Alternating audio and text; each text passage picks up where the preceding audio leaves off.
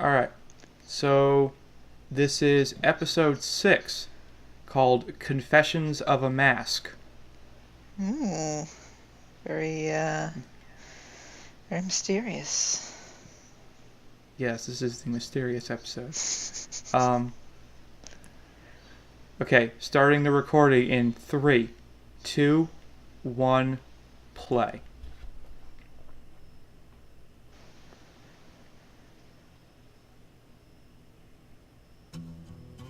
I take it back, there's actually 3 good songs in here. It's gone all country on us. Oh, I see a mysterious mask. You are a fool. He has his own theme song, therefore he is the coolest. Naturally.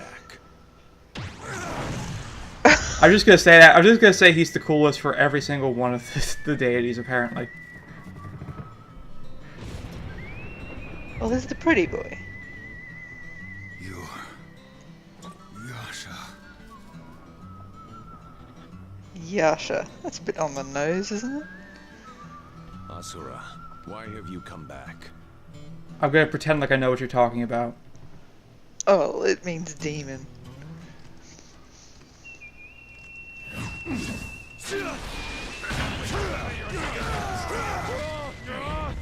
Now, liar, ask me how having no arms affects your ability to fight. How does it affect your ability to fight? Not one bit. I can see that. You can't fire punch lasers. I think that's pretty much the only downside. You can probably fire headbutt lasers. There is no longer a place for you. In this early part, it's really just best to wait for him to come to you.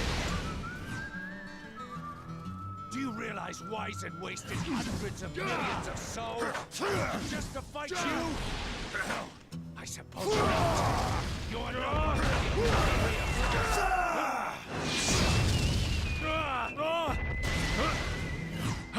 because of this, your assistance threatens everything we have worked for.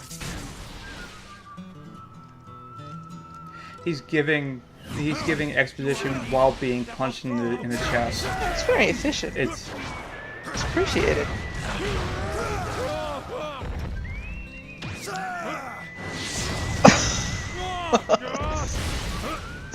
a couple times like this. I screw up this burst like in previous playthroughs because Yasha has a tendency to teleport. So if you time it wrong, you can just miss and then have to do it all over again.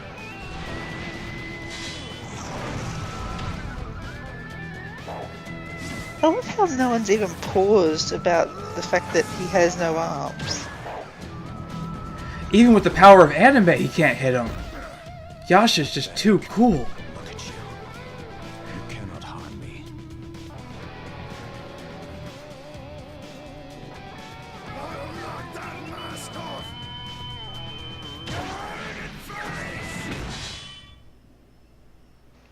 Oh.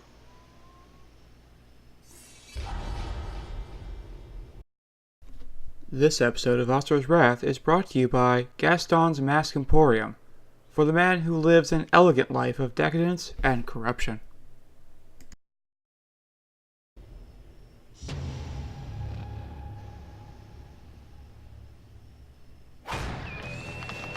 And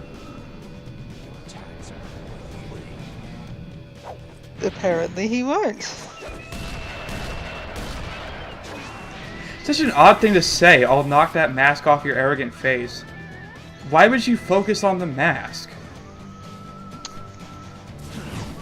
Because it's his thing, and then you gotta take care of the thing. There better not be some secret symbolism thing going on.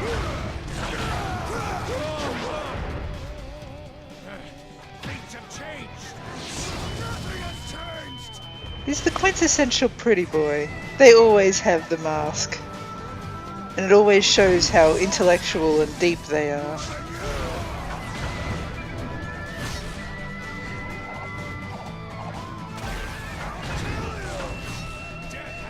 He has a few new attacks, and he starts moving faster and more aggressively. In this case, it's really not best to wait for him to come to you. Like, it's nice. The entire fight seems to just go from like a moderato to an allegro.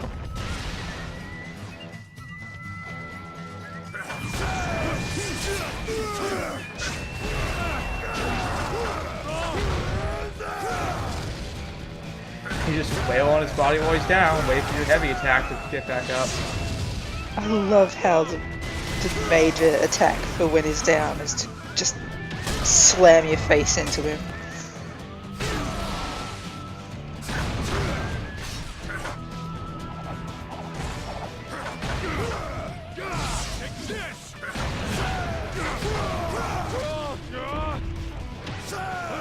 You know, his music would make a whole lot more sense if he had any sort of country western flavor to him at all.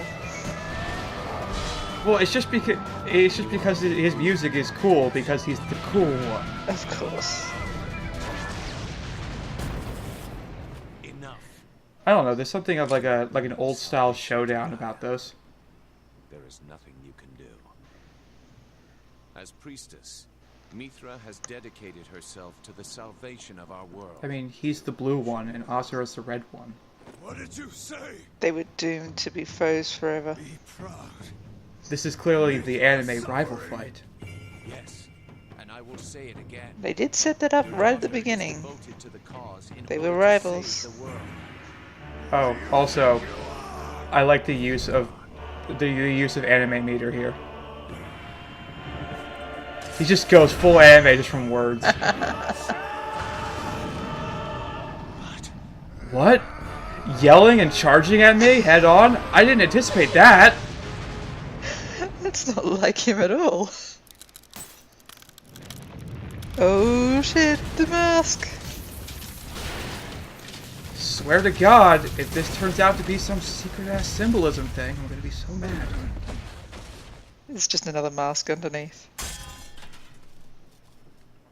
Surprise!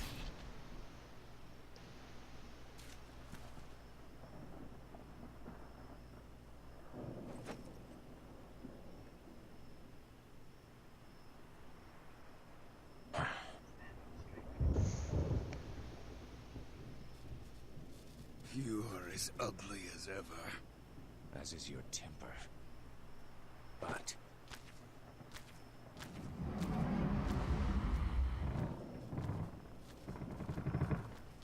before the cause. I hadn't noticed the mechanical grinding noises that everyone seems to make. Well, I mean, Asura seems to be some sort of robot. I think they all are a little bit. Do not return again. His arm sockets are sparking.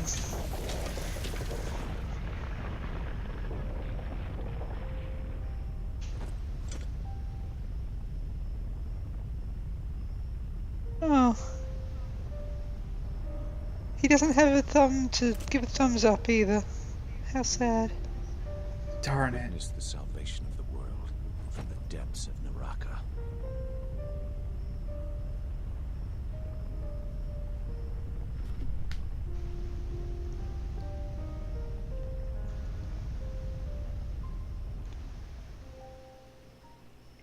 And that is the end of part 1. At the end of all the acts, they do a little bit of a closing credits segment where we learn things like Durga is apparently voiced by Tara Strong. I know that name. Wasn't she? I don't know a lot of voice actors. I do know Tara Strong. She was the voice of Asuka, the redheaded chick from Evangelion. Oh, really?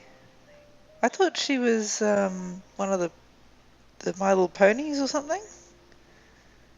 She could also be a My Little Pony. I don't know. Here she plays the exciting role of Asura's wife. Oh, right. Only top billing. Presented by Capcom, just in case you didn't know. I kind of could have guessed that, I feel like.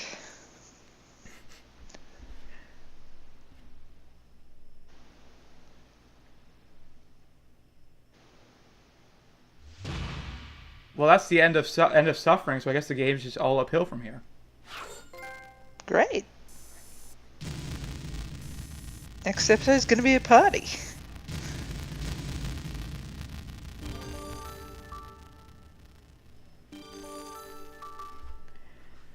Yeah, the rest of this game from this point on is like the first season of Game of Thrones.